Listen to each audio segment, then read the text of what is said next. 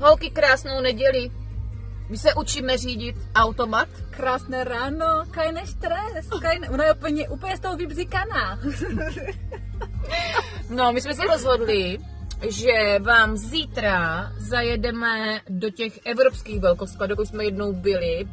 Je tam hrozně moc poptávka na ty trika s těma kamínkama, různý druhy, kabelky, botičky, pičovinky, totok. Takže zítra ráno, Hani, řekni. Zítra ráno vyrážíme, já budu taky řídit, Heli je z toho úplně vystreslá, v klidku. Zítra ve 4 ráno vyrážáme, jedeme zase na 2 dny, aby jsme dovezli co nejvíc věcí. A pak vám hned uděláme živák. Uspůsobili jsme si k tomu auto, oddělali jsme sedačky, aby jsme toho dovezli co nejvíc.